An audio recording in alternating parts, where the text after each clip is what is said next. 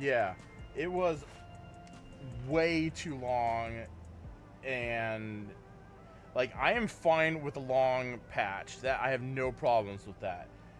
But there was no reason to go through the bullshit we had to go through. No, it was The puzzles pointless. were not fun. They were and multiple times that what we were doing was pointless. So it's like it made us. It's like And then rub salt like, in the wound we while went you're through at that it. that whole facility for nothing. We could have just been teleported there by Calyx from the beginning. Yeah. Which has happened. I mean, we weren't teleported to the last area, but he basically was like, "Hey, come find me at this place." That happened in the last patch, but apparently they want to pad this whole patch out to make it seem longer or something. I don't know. Find me at this place. That happened in the last patch, but apparently they want to pad this whole patch out to make it seem longer or something. I don't know. I felt like it was very unnecessary. And that whole memorial for Geode was the biggest slog I've ever endured in this game. Like, I generally like the cutscenes, especially the voice ones. I had no attachment at all. And he seriously got the longest memorial out of any other character who died in this game. Hoshifon, same thing. And everybody loves Hoshifon. And he didn't even get Harshamafont. What the silver-haired elven guy from Heaven's Ward. Everybody loves that guy, and he didn't even get close to the kind of send-off that Geode got. Yeah. Like, come on. So yeah, but like you said, the last half was pretty decent. Yeah. I was definitely getting into it and enjoying it. I'm really glad we restored Living Memory. Yeah, that was good. Did you have anything else to say about the expansion? Not really. The I'm, patch. like, The patch. Exhausted after this long stream. Yeah, totally. But no, is there anything? Not really. Okay. I think you covered it. All right. We haven't done cosmic exploration yet, so there's still that. But I mean, come on, it can't be that that great. I mean, I'm looking forward to looking at the planet, but I'm not looking forward to grinding tools again. That's the thing. Yeah. Yeah, Sandoria was awesome. Yeah. I really liked the whole fight. Juno was kind of iffy for me, but I really like Sandoria. The Sandoria raid was way cooler. Those last two fights sucked ass, but I mean, I'm still looking forward to doing it. Yeah, I'm looking forward to doing that again. I do kind of wish that they had different bosses. The thing I really liked about the Sandoria raid was the airship part. That was really cool. I liked Curran also. I like both of those. Yeah, that was awesome. Those two brother guys, I really feel like they should have combined that into one fight. That should have been combined into one fight. I agree. Yeah. And then have something like Promothea as the final That boss. would have been cool. I'm guessing they're saving that for the third Alliance raid. Yeah, probably. But yeah, I feel like they should have done it because, yeah, I don't know. It just felt a little underwhelming that it's like, oh, you have to fight the younger brother or the little brother next. It's like, eh. Yeah. It's like, we just fought that one. And also, the last fight was easier than the fight before it. And that doesn't feel right either. Yeah. So, aside from that, I really enjoyed it, and I enjoyed the story for Sandoria. I think, personally, I feel like the Vanadil story should have been the main story, and then make the whole Calyx thing the raid, maybe, and which could then Maybe. have led to, you know, Final Fantasy IX style raids, and then we could have got, you know, Final Fantasy XI style dungeons and trials. That would have been pretty cool.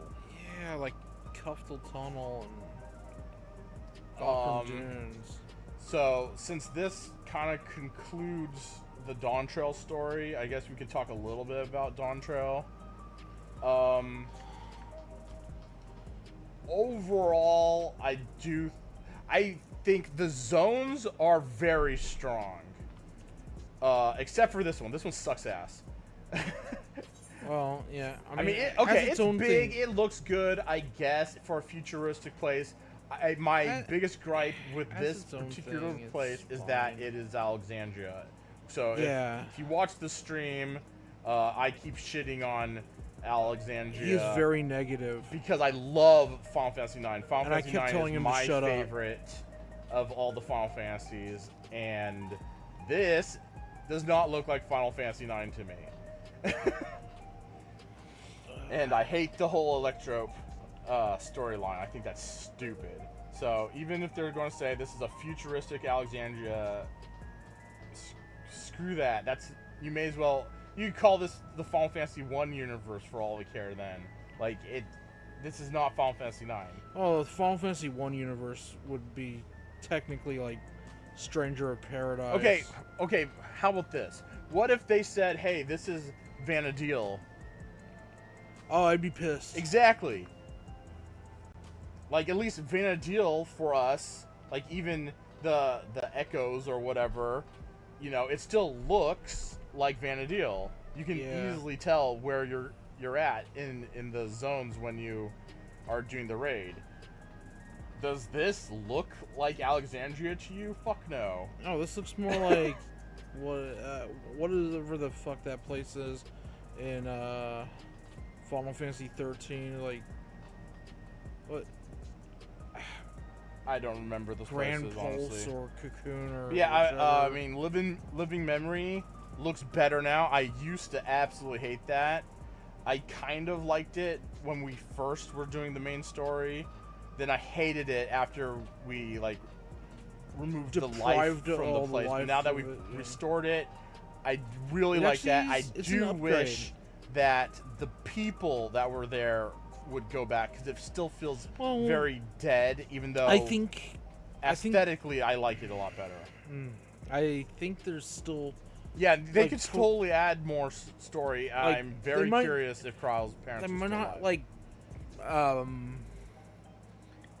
have like the dead there, but maybe they might have like actual living people populate that place. Yeah, I mean, I'm kind of thinking maybe- they didn't restore them, but they are memories. It's also But possible I mean, the place is that literally called Living Memory. that So they might add like other special content like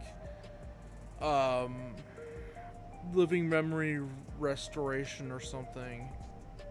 yeah, but that you know, that's the downside with the way they set up this game, is if that is the case and they do something like that down the road, nobody else is going to be voiced. Everybody you used to like, they're never going to be voiced again. That's true. And that's a bummer. I hate that. So yeah,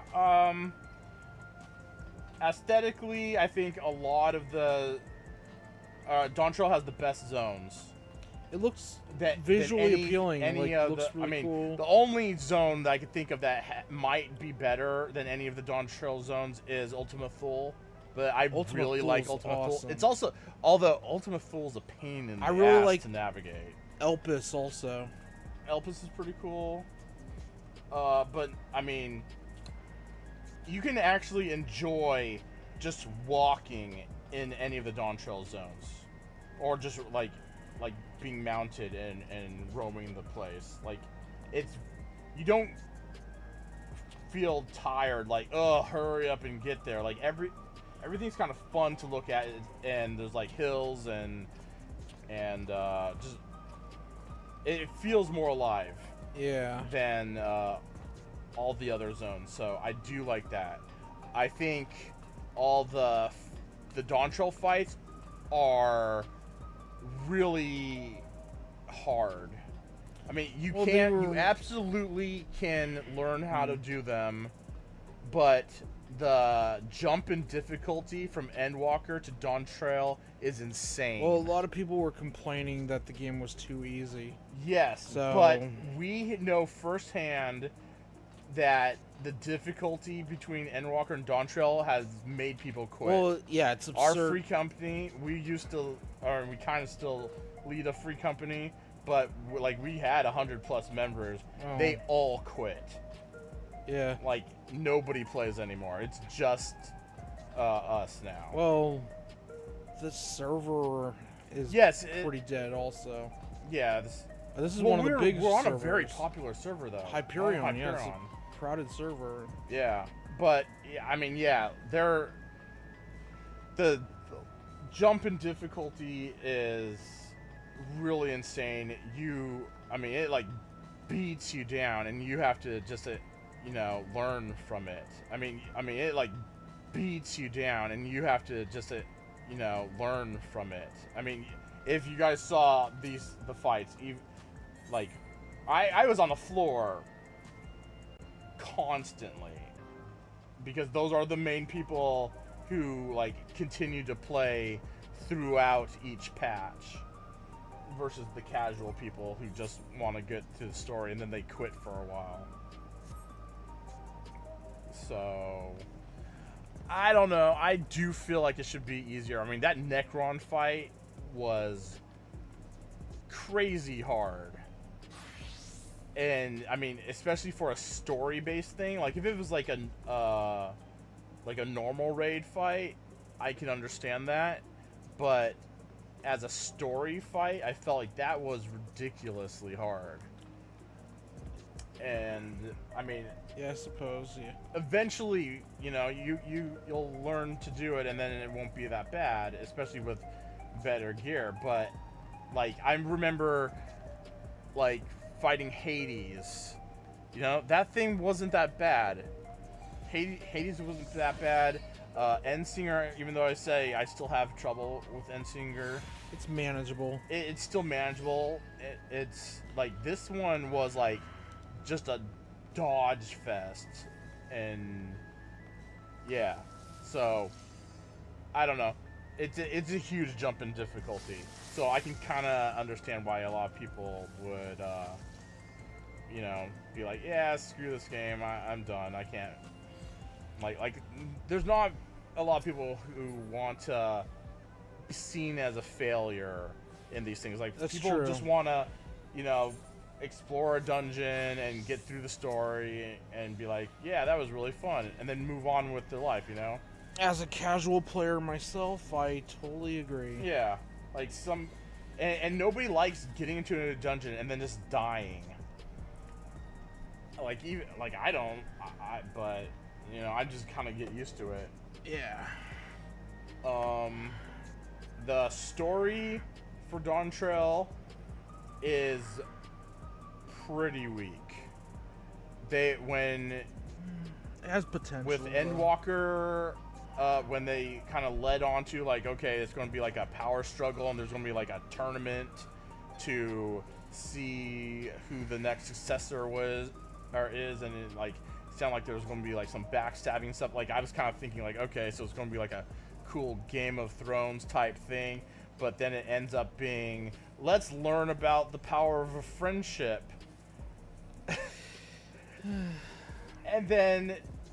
And even that gets cut short, and then it's like, hey, let's do a joint, or let's joint rule. So really, the one brother got screwed when, if they just had that mentality, the joint mentality, or like let's share the throne thing, like all three of them could have ruled, and Zoraljaw, I think, right? Yeah. Oh, Yeah, like crap. he might have been fine with it. I mean, he kind of showed that he liked his siblings, and like they could have all three ruled, but like apparently that wasn't an option until later, or until it was too late. So it was like, I don't know, it felt like a cop out for sure. And then I don't know. I feel like Zoraljaw was very lazily written. Yeah, I know some people don't, but I mean, his whole turn came out of nowhere. He had no backstory, basically. Yeah, they kept trying to give him a backstory that felt very meaningless. Like he goes over and brings, you know, Sphene and everything over here, and here I'm thinking, while we were doing it for the first time, it was like, oh, cool. He took this Sphene as his wife, but no, they didn't do that. And I was like, oh crap, is Ghouljaw, like, did Sphene give birth to Ghouljaw? I was really hoping that, but then that would be weird. He just impregnated some stalker Memul soldier, weird. Even though no other Memul like was shown in or to go in there with him. Doesn't make sense. Like, they just kept on creating reasons for things to exist instead of it making any logical sense, which I thought was pretty lame. Not like, yeah, Zoraljaw's whole thing. I mean, we could make a whole video about him. Yeah, I think he was really badly written. But the whole story, I guess I more or less enjoyed Dawntrail's main story. It got, I thought, the post story was going to get interesting, but it didn't. It actually got pretty weak. The Calyx thing was interesting of it, but yeah, he's just a very annoying character, though. Yeah, I mean, he's the exact same character as like Fandaniel or Hermes. That other guy. Who's the same person? I wouldn't be surprised if he's voiced by the same guy. He sounds just like him. I mean, maybe, I don't know. Who knows? And yeah, the fact that there's an Ascian controlling things again is a huge eye roll moment. Yeah, because it's like oh, of course. Fucking course. It's always the Ascians. Always. Yeah. So it's like, tell me something I don't know. Shit. Yeah. The patch was weak Way until too predictable. The fights start happening. Yeah. Overall, I did enjoy the last half, so I mean, definitely last half try is to. Strong. I wouldn't say it's strong. Stronger than. Okay, here's another thing. Maybe it's a gripe. I don't know, but I'm trying to wrap this up because. Yeah. When they were all saying goodbye, they were saying goodbye and like, oh, be sure to visit. First of all, we've done this. We've had cutscenes where we've done that already. It's happened already. Yeah, multiple times. And I feel like the time that we've spent game-wise around here has been months. Maybe years. I don't even know. Like, we've been here for a long freaking time compared to everything else where it's like we're like all the other expansions, we're trying to stop something from happening, you know? In this one, not so much. In this one, we're just kind of like traveling from place to place, and like they keep making time pass by, you know? Like before we started Dawntrail, like Wooklamont didn't even know she had a younger brother. She didn't have, or nephew. Yeah. Like Ghouljaw. like he grew up and then, or he didn't grow up, but like, you know, Zoraljal went into the portal and then came out with a son. Like all this crap happened, and yeah, Well, for sure months have happened. Well, no. Inside of the place, Yeah, I know time. 30 years have passed. Yes, I know. Okay. However, now you have to realize after that whole ordeal happened, Wuklamon and Kona became very friendly with the Alexandrians and with Ghoul-Jaw. Like a lot of time has passed. Like now they're very familiar. Like they feel like a family. You know, Yeah. and so it definitely hasn't been a week. It hasn't been weeks. Like it feels like since we've been in Dawntrail, like at maybe close to a year has passed.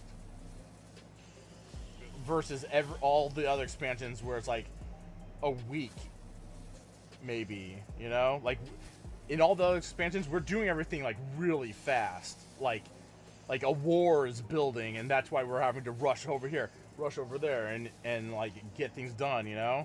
Yeah. Like not too much. And then in all the times that we're like waiting around, that time actually passes is in between expansions or you know, story beat changes. Like that's when time actually gets far, you know, that's when time actually passes.